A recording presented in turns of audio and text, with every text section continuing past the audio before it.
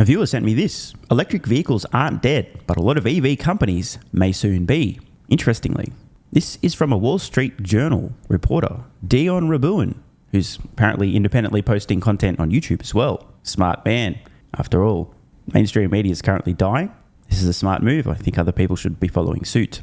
What I find most fascinating about this video, at least based on the title, I've yet to watch it, is that it seems to suggest that the narrative that EV demand is collapsing is false, and the narrative that the competition is coming is also false. I guess that's why the viewer sent this video. American electric vehicle companies were the biggest thing since sliced bread just a couple years ago. Names like Lordstown Motors, Fisker, and Nikola were once hailed as the next big thing.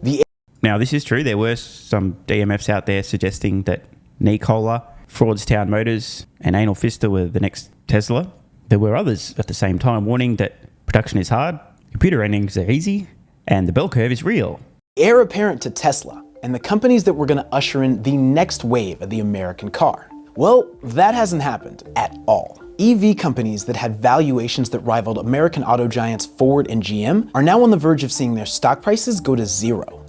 So it's true, and in case you're new around here or just want to trip down memory lane, it never made sense for these, quote, EV startups who'd accomplish approximately nothing to be valued close to the same as some legacy automotive manufacturers who at the time was still printing billions of dollars per year in profits. That being said, I also don't believe that legacy automotive manufacturers are currently or were previously being valued correctly. I think most of them will be bankrupt before the decade ends, and I don't think investors are pricing that in. But regardless, the EV SPAC attack was a true moment in time.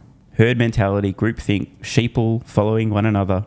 The circus was in town, the clowns were on the loose, and people who are gamblers who thought they were investors, making huge bets on companies likely to never make it. You guys recall the insanity, right? Companies with valuations in the multiple billions of dollars, having produced not a single vehicle, not a single dollar of revenue, just a few pretty computer renderings to lure in dopey gamblers who thought they were investors. I'm going to explain what's happening to these high-flying electric vehicle companies, why many of them are on the verge of insolvency, and what this means for the future of the American car. Let's get into it. What's happening to American EV companies? Tesla has done extraordinarily well. It's the most valuable car company in the world, and its stock is up more than 100% year to date. But the other EV companies have fallen apart over the past year or so. One extreme example, hydrogen electric vehicle startup Nikola had a valuation of nearly $29 billion in 2020. That made it one of the most valuable car companies in the US. Not anymore. Okay, we just have to, okay? What the fuck were people thinking? Oh wait, they weren't. That's why they bought Nikola stock. They weren't thinking. They were fooled by a clear, obvious, deluded narcissist with an IQ of about, call it 85, maybe 89, who thought it was 170 and would say so. This has to be one of the clearest examples of how unwilling and or unable so many people are when they invest in stocks. I don't need to do any analysis or research. I don't need to consider whether or not the fact that this company is making outrageous statements that don't align with reality is a red flag. I should ignore the inconsistencies, the contradictions, and the hypocrisy in the public comments made by their founder/CEO, Trevor Meltdown Milton. I shouldn't fact check any of the claims that seem to directly defy the laws of physics around the battery energy density of their vehicles. I should ignore the fact that they're touting a bunch of products for which no prototypes even exist, just a bunch of computer renderings. And in fact, I should believe every word out of this guy's mouth, including when he claims that he can run circles around rooms full of PhDs and that he can out Elon Musk. And when this DMF tells us that Nikola stock is like the next Tesla, I should believe him. That's 6 out of my research. And of course, I should definitely ignore warnings from people who have actually successfully ramped volume production in an automotive company in the last 100 years, warning that production is really hard and most companies, despite their best intentions, attempting to ramp vehicles to profitability at scale will likely go bankrupt trying, because prototypes are easy and production is hard. If you happen to be new around here, I did produce many dozens of videos trying to warn investors in particular about Nikola, also about Fraudstown Motors, and took multiple opportunities to troll Anal Fisker as well. The second coming, that is. You do know they went bankrupt previously, right? More, Nikola's stock has fallen by around 95%, and the company is worth around $1 billion today. Its stock has never fully recovered from a short seller's report filled with accusations, including against founder Trevor Milton. He was convicted of fraud and recently sentenced to 4 years in prison. But, by the way, utterly outrageous that the guy just got 4 years for committing this $10 billion fraud.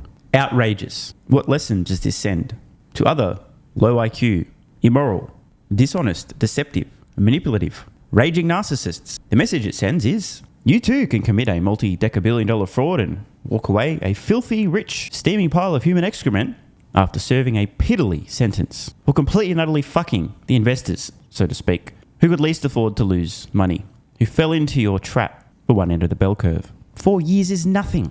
And just to be clear, it doesn't mean that all of these failing EV companies have been committing fraud. It's likely that most of them are squeaky clean.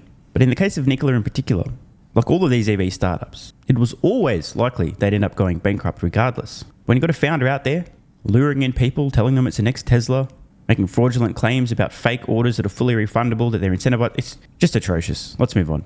But Nikola hasn't even been the worst performing EV stock. Companies like Lordstown, Faraday Futures, and Proterra have all seen their stocks fall by 99% since going public. Rest in fucking peace. And my condolences to everybody who gambled on any of those stocks. I remember seeing these names pop up frequently in the comments here on YouTube. Short sellers who make investments that company stock prices will fall have piled in and gotten paid. Faraday, Nikola, and Proterra have been the best performing short bets in the automotive sector all year. My colleague George Downs covers transportation, and he says, making cars is hard. There is no simpler way I can say that. George, what's going on in the EV space? So when a lot of these companies went public in 2020, 2021, many legacy automakers had yet to release their kind of flagship EV models. So production of Ford's F-150 Lightning hadn't started yet. These startups didn't have any existing internal combustion engine production lines that they needed to maintain or pivot from. So it seemed that they could possibly bring an EV to market quicker and easier than some of the legacy car companies. Now, that is the claim, but surely anyone with half a brain cell, maybe one brain cell, could figure out that doesn't make a whole lot of sense. Let's think about this. If a company starting up for the very first time has never produced any vehicles at scale whatsoever, we'll call them Company A. And Company B is a legacy automotive manufacturer, a company that does have experience producing some vehicles, internal combustion engine vehicles at scale. If this was the only information we knew, and we had to place a bet, which of these two companies is likely to be able to bring an electric vehicle to market faster? Only one brain cell is required to go, geez, the company that has experience producing vehicles at scale probably got a little bit of experience that might be relevant to producing an electric vehicle at scale versus the company that's done nothing. Now, this is entirely independent of the fact that a legacy automotive company does have existing costs. They do have a legacy product, major overhead. So no doubt, be a financially brutal transition. But obviously, if they've got experience mass producing vehicles, some of that is going to translate to mass producing an electric vehicle. Doesn't mean it's going to be easy. But compare that with a brand new startup that has nothing but a bunch of computer renderings and a narcissistic founder out there making fraudulent statements to the public. I mean, come on. Problem is, whether you're a young startup or an old automaker, engineering is engineering, manufacturing is manufacturing, and supply chains are supply chains. There are no real shortcuts. And even Tesla's CEO Elon Musk said that the company went through manufacturing hell in 2017. Supply chains got snarled for pretty much every automaker, and startups struggled to get the parts that they needed. And every day that you're not getting a vehicle off the production line and selling it to customers is a day that you're potentially losing money. Exactly how much money? Metric fuck tons. I don't know what that is in the imperial measurement system. A lot. But data show Americans do want electric cars. EV sales continue to rise in the US and are seeing exponential growth. Dude, round of applause here. We just heard that demand is rising and we're seeing exponential growth. Now, I shouldn't be so shocked, surprised, or impressed, but given the narrative we continue to hear from most of the morons in the mainstream media, EV demand is slowing. The ICE vehicle's here to stay. It's just shocking. And when was the last time you heard the word exponential in the mainstream media to describe electric vehicle growth? In this chart alone, we've seen an approximate 10x in quarterly electric vehicle sales as a share of all vehicles sold. Look at this. Call it 0.8% to 8% from Q1 of 2019 to Q3 of 2023. Please tell me more about how consumers in 2034 will still be buying ICE vehicles. Analytics firm Cox Automotive estimates that around 300,000 electric vehicles were sold in the third quarter, making up around 8% of all auto sales. That's more than double the number of sales and share seen in the third quarter of 2021, and 4 times the sales and share seen in the third quarter of 2020. So what does the future look like for electric vehicles? A report from our colleagues Amrith Ramkumar and Shane Shiflett recently found that of 43 public electric vehicle companies they studied, 18 were on track to run out of cash by the end of next year.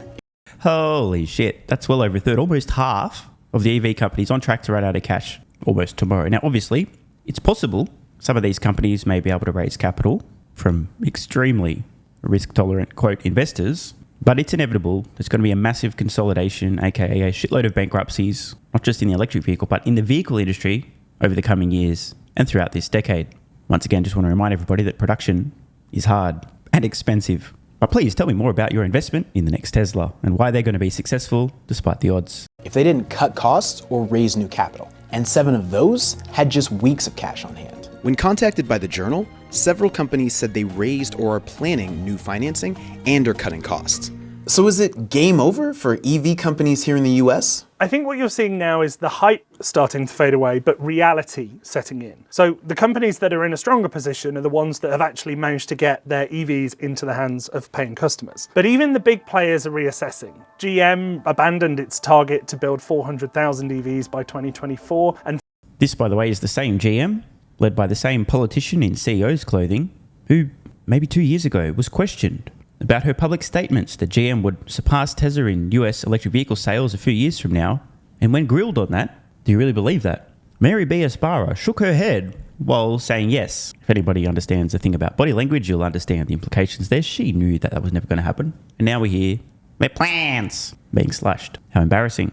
Ford has pushed back its targets. As our latest WSJ reporting points out, there's still a bunch of companies losing a lot of money. So it's likely there's going to be more bloodshed. Facts. I still can't believe it. And again, I just have to say, because it doesn't happen that often, I was so wrong. Ford and GM, I thought they'd be constantly accelerating their plans, increasing their investments, making announcements. We didn't realize how fast this would happen. We're speeding things up. We're going to invest more aggressively in electric vehicles. We're going to massively scale our production capacity. And instead, late 2023, both of these companies announced slowdowns, cutbacks. You just can't make this stuff up. So it's likely there's going to be more bloodshed. More bloodshed? Facts. I really still don't think people are widely appreciating how brutal this transition is going to be. Most companies won't make it. It's obvious at this point, Tesla will. They've reached scale, they've got compelling technology, a huge lead on everything that matters. But in the United States, other than Tesla, all bets are off. Now, it's possible companies like Rivian may make it. I personally wouldn't be betting on it, but hey, they are scaling, which is a start. Ford and GM, however, not looking so good. Stellantis, good luck with that. And as for the EV startups, most of them are so far behind the 8 ball, they haven't even discovered that production is hard. And just finally, I've got to give some credit here. What an incredibly accurate, on-point little video this was. We hear about EV growth increasing exponentially. Demand hasn't gone away. And that most of these companies attempting to produce electric vehicles are not going to make it. I think we need more of this and less of the lies about EV demand slowing and ridiculous claims that the competition's coming for Tesla as opposed to all over themselves. And now from something that definitely made sense to something that, well, I haven't watched it, so I don't know, but let's find out if CNBS agree regarding electric vehicles. Are consumers powering down on EVs? Well, let's find out. Alexander Edwards is president of Strategic Vision. The firm provides consumer insights on the auto industry. Alexander, great to have you. Okay, so I don't want to jump the gun here, but I do just want to emphasize we are hearing from an expert on the automotive industry whose company provides insights on the automotive industry. And you do know my thoughts about experts in general. Hopefully, Alex will surprise me. Be with us. You know, a lot of car makers, and I'm thinking really of Tesla, they're cutting price, thinking that consumers will come at that point. What does your research show in terms of consumers' willingness to make that trade-off, to not go hybrid, to not stick with the ICE engines, and to actually go EV? I mean, does price really make a difference? If Tesla came out and said $10,000 less, would that move the needle? Absolutely would move the needle. As we've been discussing, price is a really important issue when it. So far, so good. I mean, Tesla produces a product that just about everyone on the planet would like to own, but can't afford. If you could buy a Tesla for $10,000 less than you currently can, oh, wait a minute, it kind of feels like next-gen Tesla vehicle, then there'd definitely be a lot more consumers buying them. But just remember that consumers are currently buying all the Teslas that Tesla produces, and Tesla keeps producing more Teslas than they did yesterday and the day before and the day before. Comes to how consumers think about, are they going to purchase a certain vehicle? But it's more than just price. It really comes to, are most consumers willing to pay more for what they perceive as a compromise? Interesting comments here. Just some important context. Today in the United States, Tesla's Model 3 and Y essentially are at or below the average price consumers pay for a new vehicle in the United States. And the value they offer to consumers is far in excess of the value offered by the average vehicle in the United States. Meaning, if you can afford a Tesla, you are not compromising. In fact, you're getting much better value for money on features, technology, performance, functionality, safety, efficiency, cost to own and operate. No contest. It is true, however, that if you're buying an electric vehicle that is not a Tesla, you probably are compromising on many things, which is fine if you want to signal to people around you how much you care about the environment or that Elon bad. So this is a valid point if we're not talking about Tesla vehicles, but if we are talking about Tesla vehicles specifically and we're looking at the facts, the fact is, for the money, which is now less than the average new vehicle in the United States, you can buy a Tesla that offers far more value on everything that matters without any compromise over a nice vehicle. Now, of course, there'll be a couple of derps. Well, you don't understand, the charging takes longer than... Are we really going to do this? Okay, well, let's make that argument.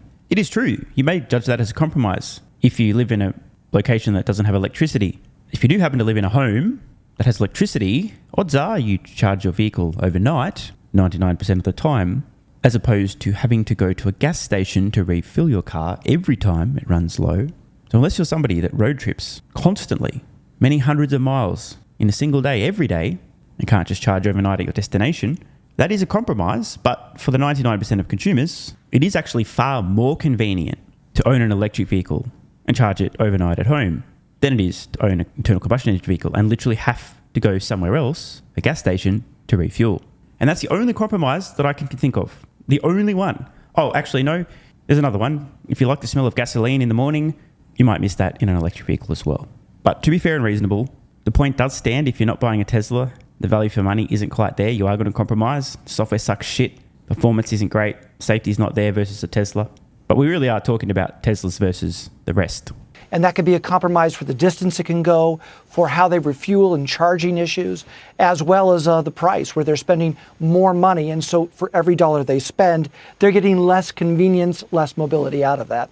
So we already have a lot of incentives associated with buying an EV. So the price comes down because of that. The price comes down also from the manufacturer. So we're seeing all sorts of price enhancements for the consumer at this point. Do you think that it's enough, or do you think the EV market will still hit a road bump, so to speak, simply because of that trade-off, not willing to make that trade-off? Well, yes, and we're going to see that, we have different mandates going in various states, as well as desires for federal mandates in order to have EVs be the primary vehicle. Check out these points on screen now. Biggest concerns for EV buyers, according to the company that this guy works at and or runs. Normal distance that can be travelled on a full charge. 5, 6, 7 years ago, this was an actual issue. No longer the case. Data exists, and the data shows that the average trip by a consumer in the United States in a single day, almost nothing. And 95% of trips in the United States can be done on a single charge on a typical electric vehicle. So it's a non-issue. After all, what's required for mass adoption? Catering to the extreme outlier scenarios or the 95%? Exactly. Charging time. It is today slightly quicker to refill a gasoline vehicle than it is to charge an electric vehicle for an equivalent amount of range. Most people are unaware of how quick charging takes place. You pull in, you top up from 20% to 80%, head to the bathroom, grab a bite to eat, charging done. But as I mentioned, most consumers charge overnight. It's not an activity that actually requires any time. Let me explain. If you're already going to be at home, you didn't make a special trip to your home to recharge your vehicle overnight. You're already there. There's no additional time necessary, as opposed to having to go to a gasoline station to actually fill up your vehicle, which is an actual trip that takes actual time that you need to actually do. And regarding the location and availability of charging stations, it's true if a company doesn't have access to Tesla's charging network and they need to charge on the road as opposed to at home, it could be an issue. But again, this is very rare. But Tesla's supercharging network is ubiquitous, omnipresent, and just about every company now has announced a partnership to gain access to at least a portion of Tesla's charging network. So this too is no longer an issue. And the final point, rather absurd, the maximum driving distance on a single charge diminishing over time. Yeah, by approximately fuck all. You know the same thing happens to a gasoline vehicle, right? Oh wait, do you know that? Probably not. Things wear out, becomes less efficient. You never hear that, do you? The data shows, Tesla in particular, after all, they've had vehicles on roads longer than anyone else. that even in the worst case, maybe you lose like 5% of your vehicle's range or so over hundreds of thousands of miles. Again, a total non-issue. That being said, to be fair to the presenter here, sharing his data, many of these points are legitimate perceptions that consumers have today. But perception does not equal reality. And believe it or not, every time one consumer learns that all the stuff they thought was true about EVs is false, then buys one, their friends and family and neighbours have the same questions. But doesn't it take forever to charge? Well, no, actually. Where do you go to charge? I thought there's nowhere to charge. Well, actually, I thought you lose all your range after you drive for a few miles. Not actually. How far can you actually go in a single charge? Well, actually. Next minute, you have another informed consumer who ends up buying. We're not going to be able to hit those because consumers aren't ready to go there. Right now, we've got roughly about 60% of everyone who purchases an EV saying that the government incentive, as well as manufacturer incentives, were an important part in that decision. If we Hold up. Maybe somebody can do the digging. My intuition says it doesn't smell right. In fact, nor do the points that I'm seeing on screen now. Apparently, 20% of battery electric vehicle owners return to gas-powered vehicles. I'm calling bullshit on this. I've seen conflicting data on this. Let's say, for example, if they only surveyed people who purchased extremely shite electric vehicles and excluded customers who bought a Tesla, which is the majority of the market in the US, literally more than half, they may get these numbers. But again, I'm calling bullshit on this. My BS detector's redlining right now. 20% return to gas vehicles, bullshit. I've covered data that completely and directly contradicts these numbers. Regarding plug-in electric hybrid vehicle owners, around 40% return to gas-powered vehicles. What do you mean returning to a gas-powered vehicle? They already had one. It's a hybrid. That is a gas vehicle. But anyway, I've got no idea about the hybrids. They're a sideshow. Can somebody please, if you've got the time, I can't be asked, let's try and cite the data. Where in the fuck are these numbers coming from? I do not find these claims credible at all. I mean, seriously, 20% of people, according to this, 20% of people who own an electric vehicle return to gas-powered vehicles. What did they survey people and say, do you sometimes use the other vehicle in your garage and they're counting that as returning to gas? I mean, what's going on here? This can't be right. Actually, just can't be right. As I said, I've uncovered plenty of data that directly contradicts this. Someone ain't right. My best guess is they've selectively surveyed people and not asked a single Tesla owner, or they're in some other way framing and interpreting this question and the responses in such a way to come up with a ridiculous counter-reality narrative. ever get to a place where we take away those incentives, or if we can't get the price even lower, as some folks have said already earlier today, you're going to have a much smaller market to go for. People love their EVs, but the compromises they have to make, especially when it comes to, is there a place that I'm going to be able to charge and not get stuck at? Bro, I'm almost certain now, hearing this drivel, they did not talk to any Tesla owners. They must have explicitly excluded Tesla owners from these comments, these surveys, these questions. There's no other explanation. Once again, it turns out expert is a pejorative term. Because I've heard so many stories of others that love their EVs, but are satisfied or maybe even a little disappointed in what's going on with charging and other aspects that go around with EV ownership today. I'm getting time warp vibes here. It's like this was a survey that was conducted back in like 2007, where there were very few places to charge and there were very few EVs available, and the specs weren't great. Is this real life? Hey, Alexander, it's Tim. Thanks for joining us. How about some of the sacrifices that the manufacturers have to make? And I just want to get into some of the structural dynamics of the difference between, and we keep saying ICE. I don't mean to be patronizing, but for folks at home, that's an internal combustion engine. So ICE versus EV and hybrid, the big three, obviously, but Toyota, I mean, these are companies, and it gets down to the sales force. And remember, at least Tesla is famous, and so is Rivian, for going straight to consumer. The way the traditional companies are set up is very different than these new companies. Is that part of why hybrid maybe still is going to be, the one that wins out? Well, Now, they say there are no dumb questions, no stupid questions, no silly questions. So, in fairness to Tim, I won't comment on the reasonableness of the question, but I can answer that question, Tim. There is no fucking way in any of the infinite versions of the simulation that hybrids win, if for no other reason than fundamental physics. If you're an engineering nerd, you know what I'm getting at, right? The unnecessary complexity makes no sense. Let's see what our expert has to say. I think that's certainly going to be part of it. Dealers know how to sell hybrids. They know how to sell ICE vehicles. And when it comes to EVs, there's still a lot of difficulty in knowing exactly. What is the context here? What was the actual question? This claims the percentage of survey respondents not interested in buying an electric vehicle.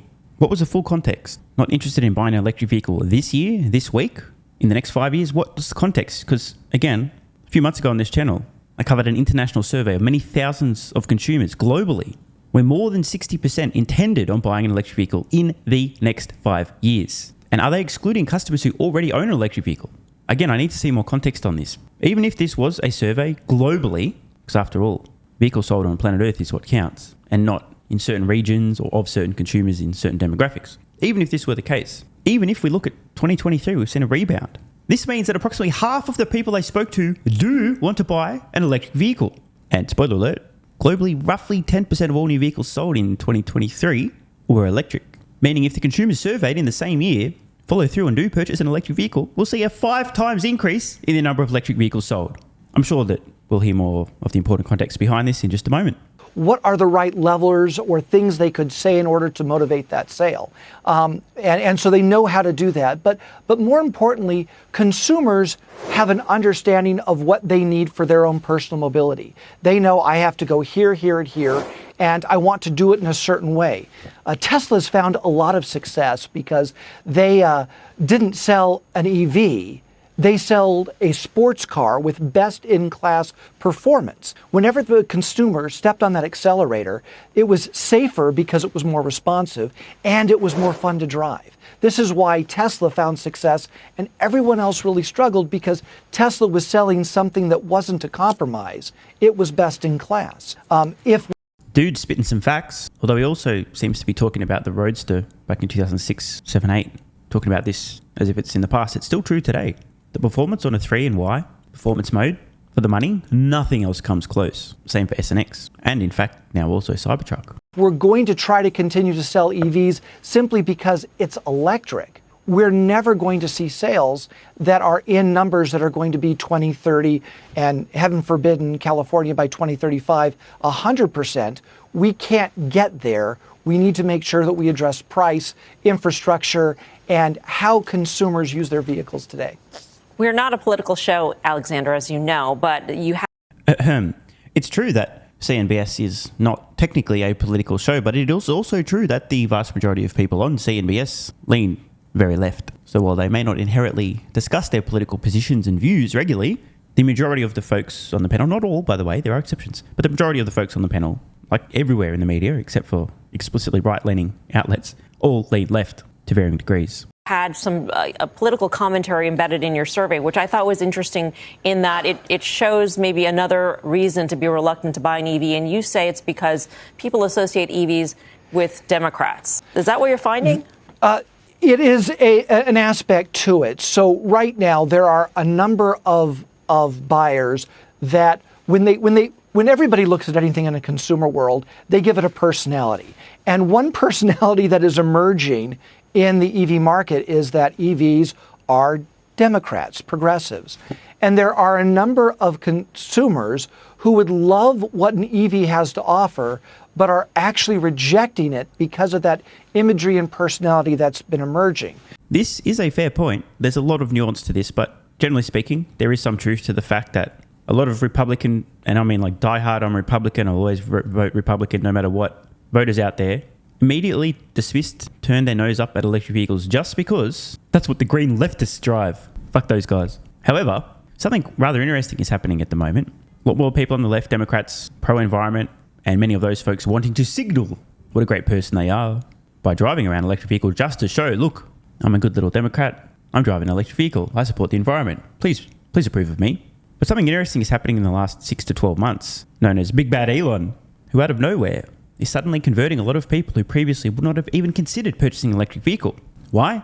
Because he's been standing up for people's freedoms, purchasing X, telling advertisers who are bowing to their woke activist employees to go fuck themselves. Elon is now converting many diehard Republicans who previously thought EVs were a joke or they'd never buy one, it's not part of my identity, we don't do that, etc., to EV buyers. So like I said, there's a lot of nuance to this, but it is a fair point. Generally speaking, in the United States, as it stands today, on average, there's a skew among Democrats towards electric vehicles over Republicans. But that is changing rather swiftly. And at the end of the day, when the prices are down enough, the performance, specs, features and functionality are up enough on electric vehicles, it doesn't matter what you support or think, you're still going to buy one. You might notice, by the way, that Orange Man Bad, aka Trump, has been pandering to many of these Republican voters who hate electric vehicles on some of his recent campaign speeches, claiming that they have no range, they break down, blah, blah, blah. Just all the FUD points. And Orange Man Bad is not as dumb as he sounds. He knows what's up. He's aware of Teslas. But he's speaking and acting in his self-interest, trying to curry favour with and garner the support for those Republican voters who are like, there's no way I'll ever buy an EV, that's shit. Fuck EVs. Fuck the Democrats. We've been trying to caution both legislatures as well as those at OEM, at the manufacturers, saying, please, let's try to keep all of this, talking about how EVs have to be what sells. Otherwise, you're going to make it political. And if you make it political, you're going to remove potential buyers from the whole situation. And that's proving to be a imaginary barrier to real EV consideration. So some interesting discussion here, some valid points and some not so much. As we saw earlier though, EV sales are growing exponentially and most of this discussion totally moot. Adoption is increasing, production can't keep up with demand, and again I'm on the record. I believe that before the end of this decade, more than 80% of all new vehicles sold on Earth will be electric. Want more content? Early access? A bunch of perks? Click the links in the pinned comment. AG1 has given me a massive, meaningful boost in energy, allowing me to do a lot more every day, including using my brain more and using my body more. I highly recommend you guys and girls check it out. It's an excellent way to fill in nutritional gaps. It's got 75 high-quality vitamins, minerals, and whole food source nutrients, plus prebiotics and probiotics and digestive enzymes and adaptogens to help you deal with stress. Plus, if you click the link in the pinned comment or head to drinkag1.com/SMR, you can get yourself a 1-year free supply of vitamin D3 and K2. But don't take my word for it. Here's what some of you guys and girls have to say. AG1 has changed my life.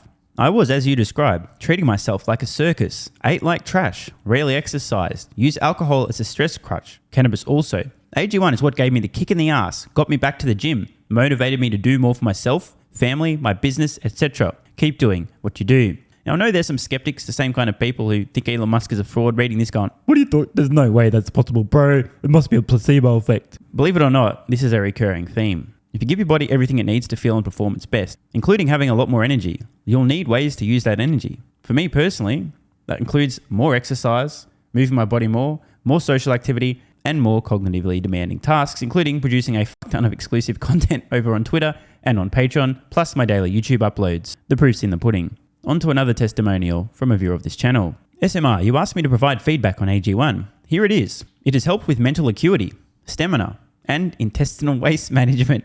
Can't read between the lines. It certainly helps with regularity and digestion. That's what the digestive enzymes are for. It has also dramatically reduced my cravings for sugar. You guys need to stop eating sugar. It's fucking poison. I'm 50, 5'9", and overweight, aka a fat motherfucker. I think that's a technical term for overweight, isn't it? Is it fat motherfucker or obese? I can't remember. I average 100 hours a week in the West Texas oil fields as a safety supervisor. Jesus Christ, dude. No wonder you're struggling to keep your weight under control. 100 hours a week.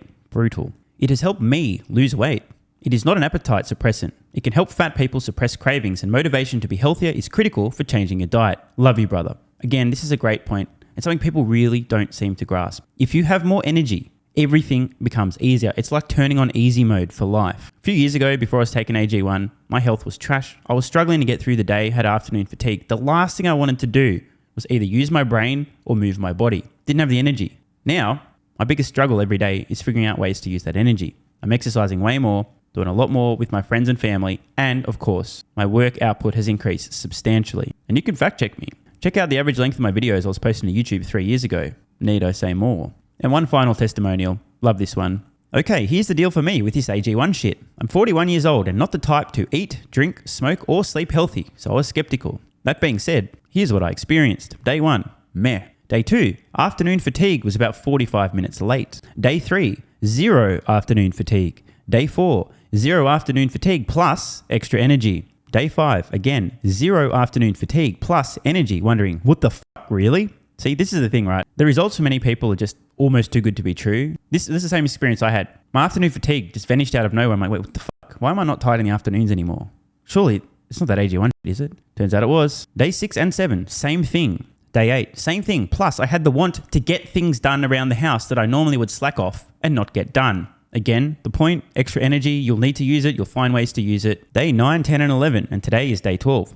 I fucking love it. So however you managed to get me to buy it, I'm so glad you did. Thank you so much, SMR. It really changed me so far. Guys, this shit really works. Just try it. By the way, This is the reason I continue to relentlessly promote AG1. A lot of people get real fucking mad in the comments. Oh my God, snake oil salmon sold out. Oh my God, he's a scammer. This is fraud. But constantly, I'm pretty sure everyone making these comments is also currently short Tesla stock. I'm not particularly concerned about people having a negative perception, those folks suffering from small brain syndrome, still living in my bum's basement syndrome, etc., writing mean comments, claiming AG1's a scam or it doesn't work. I mean, bro, when I get feedback like this is what keeps me going. Just try this stuff for a month, and if you don't get these results, get your money back. See, it's a literal no-brainer. It's an IQ test at this point in time.